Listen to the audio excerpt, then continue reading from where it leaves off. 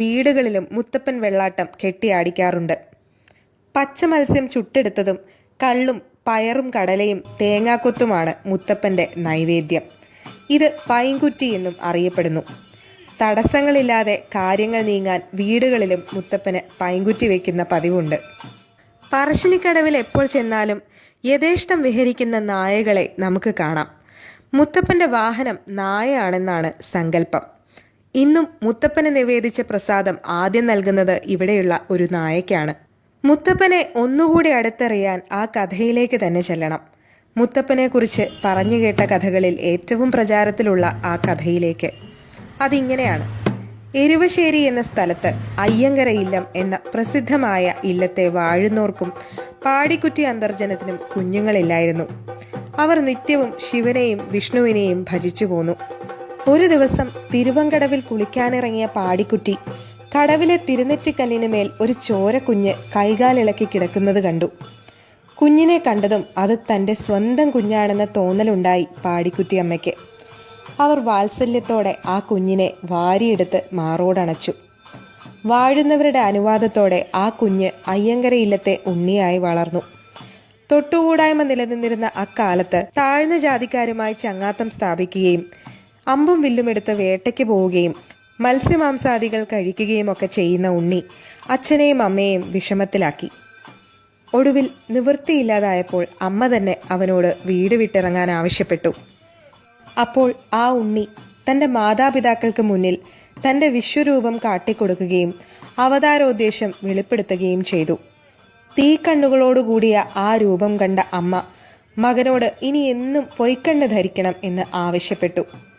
അമ്മ തന്നെ സ്മരിച്ചാൽ ആ നിമിഷം അവിടെ എത്തുമെന്ന് വാക്ക് നൽകി വീട് വിട്ടിറങ്ങിയ മകൻ കുന്നത്തൂർ പാടിയിൽ താമസമാക്കി. കുന്നത്തൂർ പാടിയിലെ പനമരങ്ങളിലെ കള്ള് കുടിച്ചും വേട്ടയാടിയും അവിടെ താമസിച്ചു പോരുമ്പോൾ ചന്ദൻ എന്ന കള്ളുചെത്തുകാരൻ തൻ്റെ പനമരങ്ങളിൽ നിന്ന് സ്ഥിരമായി കള്ള് മോഷണം പോകുന്നുണ്ടെന്ന് കണ്ടെത്തി. അങ്ങനെ പനകൾക്ക് കാവൽ കിടന്ന ചന്ദൻ തൻ്റെ പനയിൽ നിന്ന് കള്ള് മോഷ്ടിക്കുന്ന വൃദ്ധനായ രൂപത്തെ കണ്ട് അമ്പെയ്യാൻ ഓങ്ങി.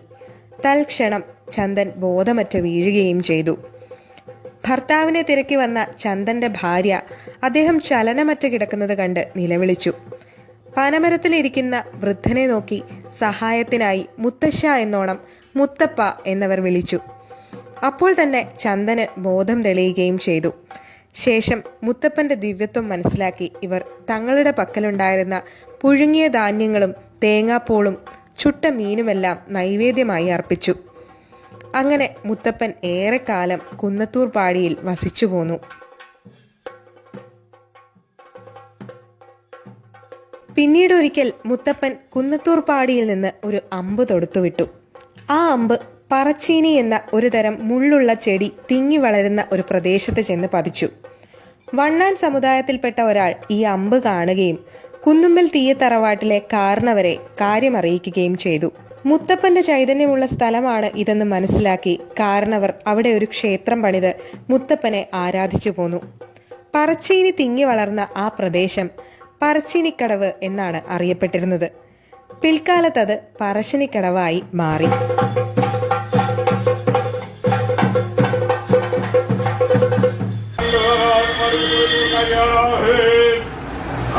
മലബാറിലെ മനുഷ്യർക്ക് മാത്രമല്ല ഇന്ത്യൻ റെയിൽവേക്കുമുണ്ട് മുത്തപ്പനുമായി അഭേദ്യമായ ഒരു ബന്ധം. ഒരുപക്ഷെ റെയിൽവേ മുത്തപ്പനെന്ന് നിങ്ങളും കേട്ടിരിക്കും. പാലക്കാട് മുതൽ മംഗലാപുരം വരെ പ്രധാന റെയിൽവേ സ്റ്റേഷനുകളോട് തൊട്ടെല്ലാം മുത്തപ്പൻ ക്ഷേത്രങ്ങൾ കണ്ടിട്ടുമുണ്ടാവാം. ഇത്തരത്തിൽ ആദ്യമായി റെയിൽവേ സ്റ്റേഷനോട് ചേർന്ന് ഒരു മുത്തപ്പൻ ക്ഷേത്രം പണിയുന്നത് കണ്ണൂരിലാണ്. അതിനു പിന്നിലെ കൗതുകകരമായ ആ കഥ നടക്കുന്നത് ബ്രിട്ടീഷ് ഭരണകാലത്താണ്. അക്കാലത്ത് ബ്രിട്ടീഷുകാർക്കായി കണ്ണൂർ റെയിൽവേ സ്റ്റേഷനിലേക്ക് കൊണ്ടുവന്ന മദ്യം വഴിമധ്യേ നഷ്ടപ്പെട്ടു. ഇതേ തുടർന്ന് സ്റ്റേഷൻ മാസ്റ്ററെയും ജീവനക്കാരെയും ബ്രിട്ടീഷുകാർ പിരിച്ചുവിട്ടു. നിരപരാധികളായ അവർ പറശ്ശിനിക്കടവ് മുത്തപ്പനെ നൊന്തുവിളിച്ചു.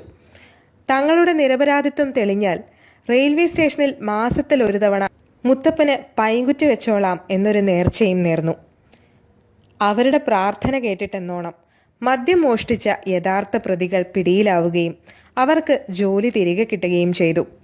തങ്ങളുടെ പ്രാർത്ഥന കേട്ട മുത്തപ്പനായി റെയിൽവേ സ്റ്റേഷന് സമീപം അവർ ഭക്തിപൂർവ്വം വിളക്ക് തെളിയിച്ചു പോന്നു. പിന്നീട് ഒരു ക്ഷേത്രം തന്നെ പണിയുകയും ചെയ്തു. അങ്ങനെയാണ് റെയിൽവേ മുത്തപ്പൻ കണ്ണൂർ റെയിൽവേ സ്റ്റേഷന്റെയും ജീവനക്കാരുടെയും യാത്രക്കാരുടെയും ഒക്കെ ജീവിതത്തിന്റെ ഭാഗമാകുന്നത്. മംഗലാപുരം, കാഞ്ഞങ്ങാട്, നീലേശ്വരം, ചെറുവത്തൂർ, പയ്യന്നൂർ, പഴയങ്ങാടി, പാപ്പിനിശ്ശേരി, കണ്ണൂർ, മാഹി, വടകര, ഷൊർണൂർ എന്നിവിടങ്ങളിലെല്ലാം റെയിൽവേ മുത്തപ്പൻ ക്ഷേത്രങ്ങളുണ്ട്. തലശ്ശേരിയിലുമുണ്ട് സ്റ്റേഷന് തൊട്ടടുത്തായി ഒരു മുത്തപ്പൻ മടപ്പുര. കണ്ണൂർ സെൻട്രൽ ജയിലിന് അഭിമുഖമായി ഒരു ജയിൽ മുത്തപ്പൻ ക്ഷേത്രവും കാണാം. ജയിൽ അധികൃതരാണ് ഇതിന്റെ മേൽനോട്ടം വഹിക്കുന്നത്. മുത്തപ്പനെക്കുറിച്ച് പറഞ്ഞു കേട്ട കഥകളിൽ ചിലത് മാത്രമാണിത്. ജാതിമതഭേദങ്ങളില്ലാതെ മനുഷ്യനെ മനുഷ്യനായി കണ്ട ഒരു വിപ്ലവകാരിയായിരിക്കണം മുത്തപ്പൻ. മനുഷ്യൻ തൊട്ടാൽ അശുദ്ധമാകാത്ത ദൈവരൂപം. അരൂപരൂപിയായ ഈശ്വരന് മനുഷ്യൻ കൽപ്പിച്ചു നൽകിയ അനേകായിരം രൂപങ്ങളിലൊന്ന്, അല്ലെങ്കിൽ 33 കോടി ദൈവങ്ങളിൽ ഏറ്റവും ജനകീയനായ ദൈവരൂപം.